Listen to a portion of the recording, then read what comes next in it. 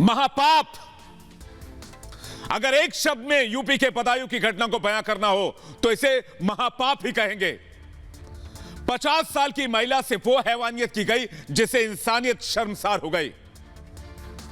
आखिर कैसे उस घटना को मैं आज बयां करूं जिसे दरिंदों ने अंजाम देने से पहले एक बार भी नहीं सोचा।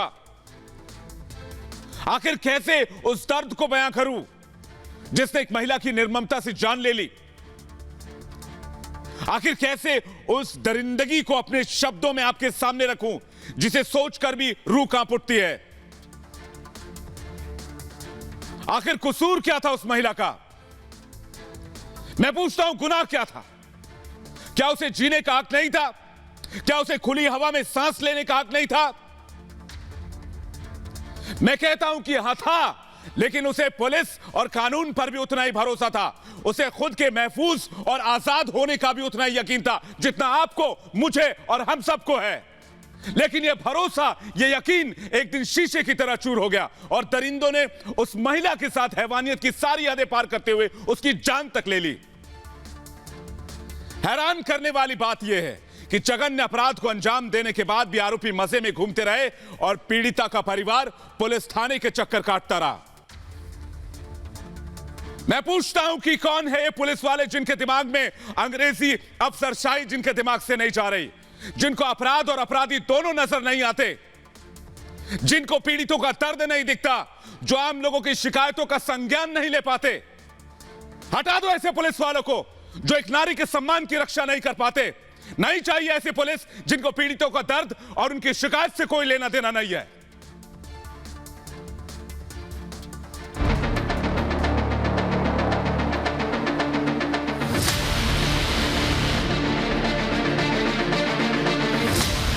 उत्तर प्रदेश के बदायूं में निर्भया कांड।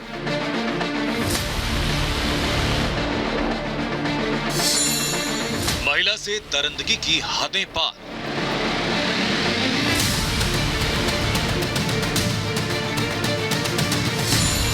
यूपी में कब महफूज होंगी महिलाएं?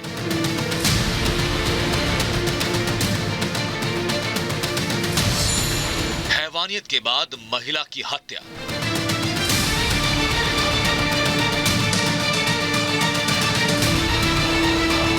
उत्तर प्रदेश में एक बार फिर शर्मसार कर देने वाली वारदात हुई। 3 राक्षसों ने एक महिला के साथ दरिंदगी की सारी हदें पार कर दी। वारदात को देखकर दिल्ली का निर्भया कांड जहन में आ जाता है। बिल्कुल उसी तरह से वारदात को अंजाम दिया गया।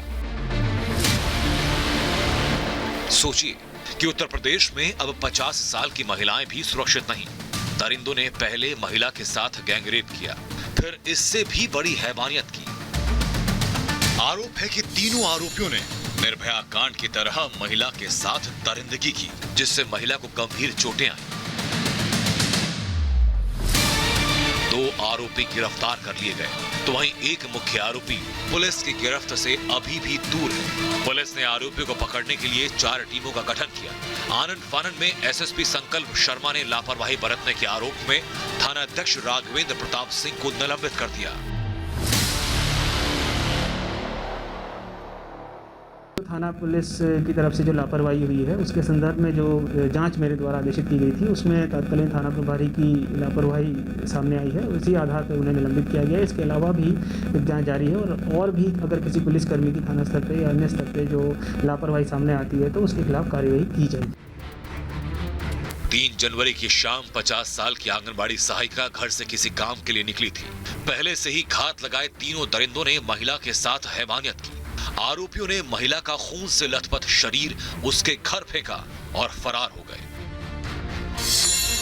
महिला के साथ किस कदर दरिंदगी की गई, इसे इसी बात से समझा जा सकता है कि महिला का पैर टूटा हुआ था, पसली और फेफड़ों पर गंभीर चोटें थीं। जो प्राइवेट पार्ट्स हैं उस पर माइनर इंजरी हैं, जो टीयर्स हैं प्राइवेट पार्ट्स पर वो आए हैं और उसको फ्रैक्चर है, रिब का फ्रैक्चर है और उसके जो है एक पैर में जो है उसका फ्रैक्चर है। बाकी जो है चोट ऐसी है जैसे कि घिसड़ से लगती हैं, वो कहीं भी हो सकता है। तो उस चीज़ से है, उसमें जो है ब्लीडिंग ज़्यादा हुई है। ब्लीडिंग के बाद शॉक में पेशेंट चला गया है, शॉक के कारण उसकी डेथ हुई। 2 लोगों की गिरफ्तारी हो गई है और एक अभी जो फरार चल रहा है उसके लिए भी टीम लगा दी गई है, तत्काल उसकी गिरफ्तारी कर ली जाएगी और ये फिट केस बनता है एनएसए का, हम इसमें एनएसए की भी कार्रवाई करेंगे। आरोपियों पर एनएसए के तहत कार्रवाई की जाएगी। बदायूं की घटना अत्यंत निंदनीय है।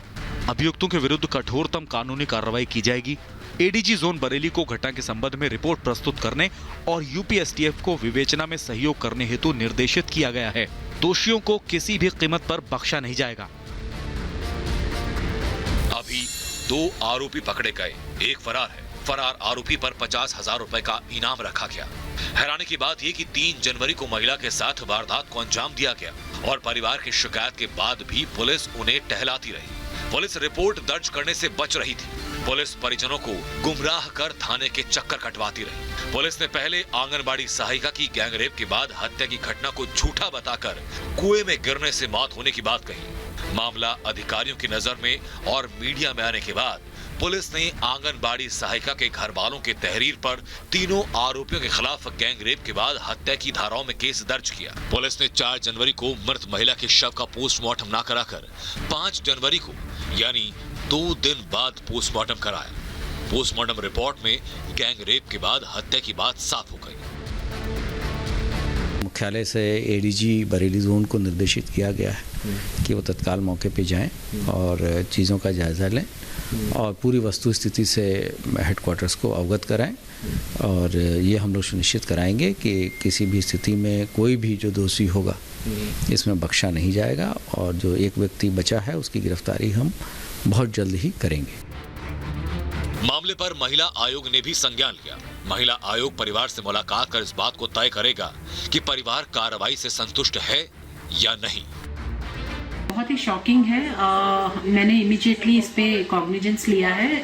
चिट्ठी लिखने के साथ साथ मेरी एक मेंबर जा रही है, आज ही रवाना हो रही है और वो फैमिली से मिलेंगी और पुलिस से भी मिलेंगी, देखेंगी कि इस पे कार्रवाई ठीक से हुई है नहीं हुई है तो कितनी हुई है, अभी तक अरेस्ट हुए, सब पता करने के लिए वो आज ही रवाना हो रही है।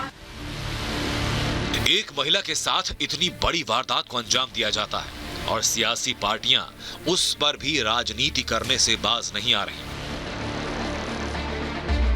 आप कहते हैं हमने उत्तर प्रदेश को अपराध मुक्त बना दिया, खाली मंचों पे कहने के लिए आपने शक्ति मिशन और अपराध मुक्त और रोमियो स्कर्ट चलाए हैं। महिलाओं के साथ लगातार अन्याय बढ़ता चला जा रहा है, मंदिरों में महिलाएं सुरक्षित नहीं है। इससे ज्यादा शर्म की बात उत्तर प्रदेश की सरकार के लिए हो सकती है। प्रभु कमाल है, प्रभु आपका भी कम से कम बोलिए नहीं। अब महिलाओं का सम्मान बचाइए। ये लोग कभी लव जिहाद से लेके तमाम तरह के अन्य उस कामों में लगे हुए हैं। ये कानून व्यवस्था क्यों नहीं कायम कर रहे हैं? और मैं ये भी कहना चाहूँगा कि उत्तर प्रदेश में जिस प्रकार की इस समय अफरा तफरी है, जंगल राज है, इसने तमाम तरह के कानून व्यवस्था जो पुरानी सरकारें थीं बिगड़ी हुई हालतों की उनको भी मात दे दिया है। महिला के साथ दरिंदगी करने वाले गिरफ्तार हो जाएंगे, उन्हें सख्त सजा भी मिल जाएगी। लेकिन सवाल ये कि ऐसी मानसिकता वाले ये लोग आते कहां से हैं? इन लोगों की परवरिश में ही खोट है। अगर इन्हें महिलाओं का सम्मान करना सिखाया जाता तो शायद इस तरह की मानसिकता कभी नहीं पनपती। रेप जैसी जघन्य वारदात पर ऐसा सख्त कानून बनाने की जरूरत है कि जिसके बारे में सोचकर अपराधियों की रूह कांप जाए। तभी हमारी बहू, हमारी बेटियां घर से बाहर बेखौफ निडर होकर घूम सकेंगी। Bureau report, Republic Bharat. UP के बदायूं जिले में निर्भया गैंगरेप जैसी हैवानियत सामने आई है। दरिंदों ने आंगनबाड़ी सहायिका से हैवानियत की सारी हदों को पार कर दिया। यह वारदात इंसानियत को शर्मसार करने वाला है ही, इसके साथ ही वो इंसानों की बर्बरता को दिखाने के लिए भी काफी है। हम ऐसी बर्बरता को कहानियों में सुना करते थे तो सोचते थे कि क्या कभी ऐसा भी हो सकता है? क्या कोई इंसान इस हद तक नीचे गिर सकता है कि किसी की जान पर भारी पड़ जाए? 3 दरिंदों ने एक 50 साल की महिला से गैंगरेप किया है। इसके अलावा अपने पाप को छिपाने के लिए इन दरिंदों ने उसके साथ ऐसा दुर्व्यवहार किया जिसे कहने में मेरी जुबान तक लड़खड़ा रही है। आज मैं इस घटना से बेहद आहत हूं और गुस्से में भी हूं। पुलिस ने कार्रवाई की, दरिंदों को गिरफ्तार कर लिया है और वो जेल की सलाखों के पीछे हैं और अब हर उसके उस पाप का हिसाब कानून करेगा जिसको उसने अंजाम दिया। लेकिन घटना का मुख्य आरोपी सत्यनारायण अब भी फरार है। मुख्य आरोपी की गिरफ्तारी के लिए डीएम ने 50,000 रुपए का ऐलान भी कर दिया है। घटना सामने आने के बाद बदायूं से लेकर लखनऊ तक हड़कंप मचा हुआ है। तीनों दरिंदों पर एनएसए लगेगा, फास्ट ट्रैक कोर्ट में मुकदमा चलेगा और तीनों आरोपियों को जल्द से जल्द कड़ी से कड़ी सजा दी जाएगी। पहले आपको बताते हैं कि आखिर बदायूं कांड में क्या हुआ है। दरअसल एक आंगनबाड़ी सहायिका की गैंगरेप के बाद निर्ममता से हत्या कर दी गई। पोस्टमार्टम रिपोर्ट में इसकी पुष्टि भी हो गई। पसली और फेफड़ों को नुकसान पहुंचाया गया।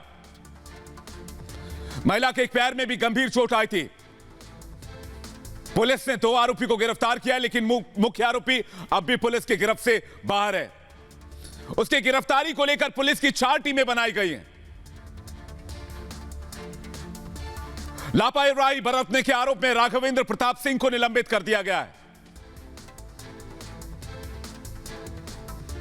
3 जनवरी की शाम 50 साल की आंगनबाड़ी सहायिका के साथ गैंगरेप की वारदात को अंजाम दिया गया और 3 जनवरी की रात को ही आरोपियों ने अपनी गाड़ी से आंगनबाड़ी सहायिका का खून से लथपथ शव उसके घर में बेखौफ होकर फेंक कर गए और इसके बाद उत्तर प्रदेश की पुलिस की बड़ी लापरवाही सामने आई। पुलिस पीड़ित परिवार को थाने के चक्कर कटवाती रही। पीड़ित के परिवार के मुताबिक पुलिस ने पहले तो आंगनबाड़ी सहायिका की गैंगरेप के बाद हत्या की घटना को ही झूठा बता दिया और कहा कि कुएं में गिरने से मौत हुई है। जब मीडिया में यह बात सामने आई तो पुलिस ने आंगनबाड़ी सहायिका के घर वालों की शिकायत पर गैंगरेप के बाद हत्या की धाराओं में केस दर्ज किया।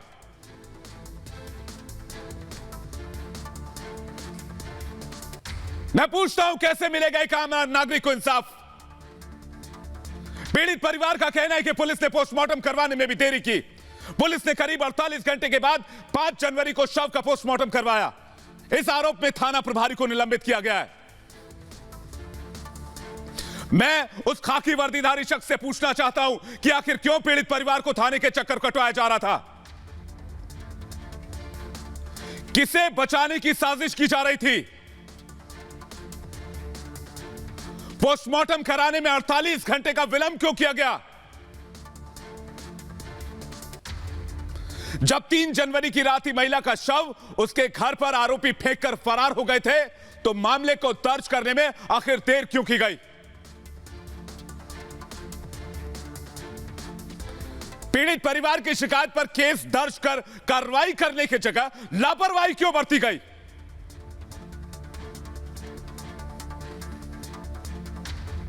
अगर पुलिस ने तेजी से कार्रवाई की होती तो मुख्य आरोपी अभी पुलिस के शिकंजे में होता। इस वक्त वो पुलिस के हाथों में होता।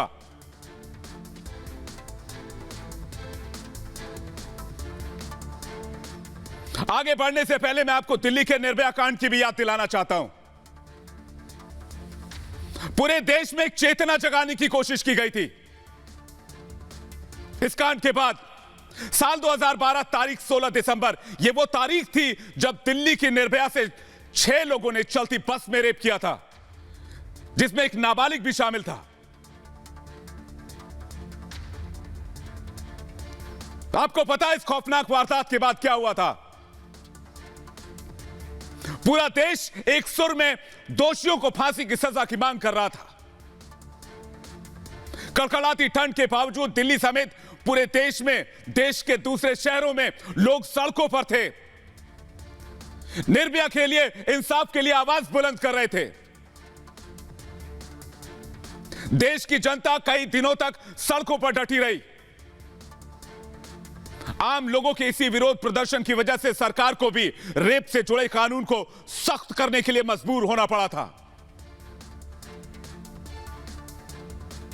लंबी कानूनी लड़ाई के बाद 20 मार्च 2020 को निर्भया के दरिंदों को आखिरकार फांसी पर लटका दिया गया।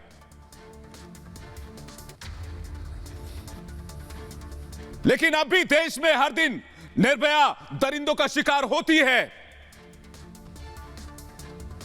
कड़े कानून होने के बावजूद हैवान अपने मंसूबे में कामयाब हो जाते हैं।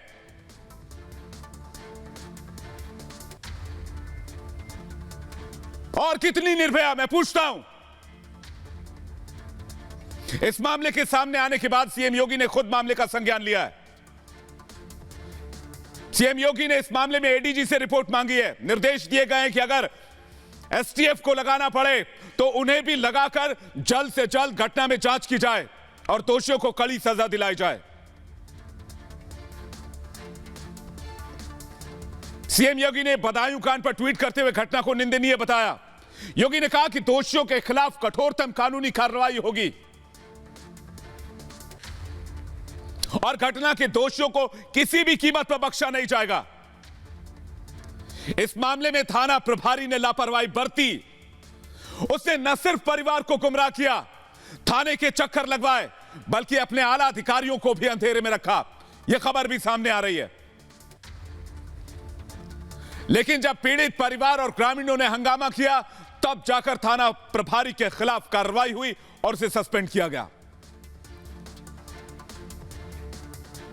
पोस्टमार्टम रिपोर्ट आने के बाद यह साफ हुआ कि गैंगरेप के बाद महिला के साथ बुरी तरह मारपीट की गई और उसके बाद उसकी हत्या कर दी गई। पोस्टमार्टम रिपोर्ट आने के बाद पुलिस के आला अधिकारी भी सकते में हैं। बदायूं गैंगरेप कांड पर महिला आयोग ने भी संज्ञान लिया है। महिला आयोग ने पुलिस से पूछा है कि एफआईआर दर्ज करने में आपने देर क्यों की। आयोग की टीम बदायूं में पीड़ित परिवार से भी मुलाकात करेगी। लेकिन रिपब्लिक भारत का यह संकल्प है कि हम ऐसे दरिंदों को खत्म करके ही दम लेंगे। पूरा देश बदायूं की बेटी के लिए इंसाफ मांग रहा है। दोषियों के साथ लापरवाही बरतने वाले वर्दीधारी के खिलाफ भी कड़ी से कड़ी कार्रवाई होनी चाहिए। एक संदेश जाना चाहिए। लेकिन जहां बदायूं कांड में इंसाफ दिलाने की मुहिम चल रही हो, वहीं कुछ ऐसे लोग भी हैं जो सियासत करना चाहते हैं इस मामले पर भी। ये वही लोग हैं जो कभी हाथरस की बेटी को इंसाफ दिलाने में अपनी सियासी हथकंडे अपनाते हैं, लोगों को भड़काने की साजिश करते हैं, देश को बांटने की साजिश करते हैं। लेकिन इनकी साजिश कभी सफल नहीं होगी। मेरे कहने का मतलब है कि हाथरस कांड में जिस तरह सियासी गिद्धों ने मंडराना शुरू कर दिया था, बदायूं मामले में कुछ राजनीतिक दल अपनी रोटियां सेकने से बाज नहीं आएंगे।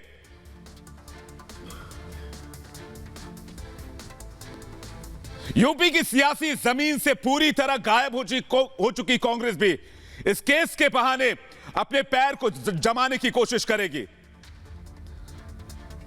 अंग्रेज तो चले गए, लेकिन बांटो राज करो का यह फॉर्मूला अभी भी सियासत में फिट बैठता है। प्रियंका गांधी ने बदायूं कांड के बहाने योगी सरकार पर निशाना साधा।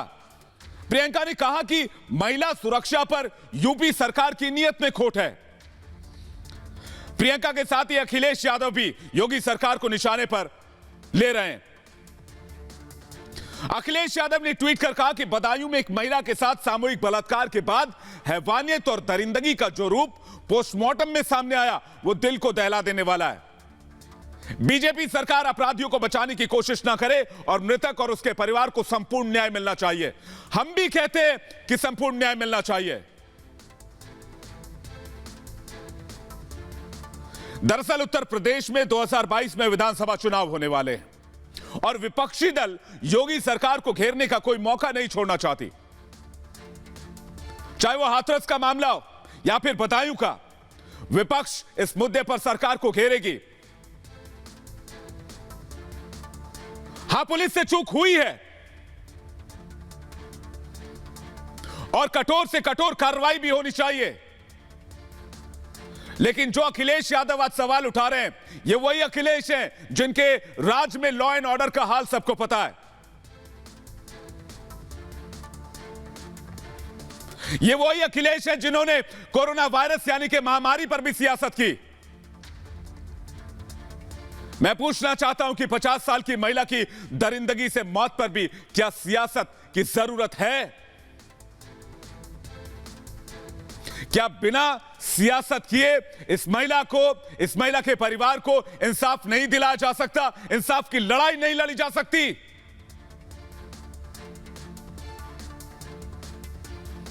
अखिलेश के साथ साथ मायावती भी आज एक्टिव नजर आई हैं। उन्होंने ट्वीट किया, बदायूं कांड की निंदा की और उसे दुखद बताया। मायावती ने राज्य सरकार से इस घटना को गंभीरता से लेने को कहा है, साथ ही दोषियों को सख्त सजा सुनिश्चित करने की मांग की है।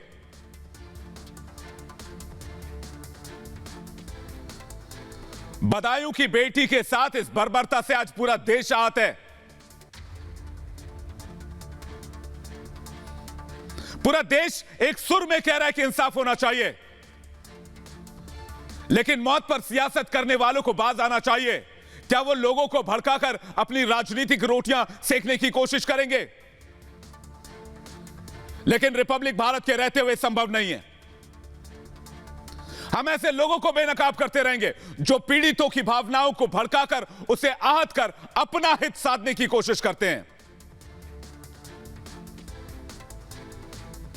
मैं यही नहीं कहता कि वारदात पर सवाल ना पूछे जाएं। सवाल सरकार और पुलिस दोनों से होने चाहिए। दोषियों के खिलाफ कड़ी कार्रवाई भी होनी चाहिए, लेकिन ऐसे मामलों में कम से कम सियासत नहीं होनी चाहिए, वोट बैंक नहीं देखा जाना चाहिए। मेरे कहने का मतलब यह है कि तमाम कड़े कानून होने के बावजूद आखिर इन दरिंदों की दरिंदगी खत्म क्यों नहीं हो रही? हर राज्य में महिलाओं के खिलाफ अपराध के मामले कम होने के बजाय बढ़ क्यों रहे हैं?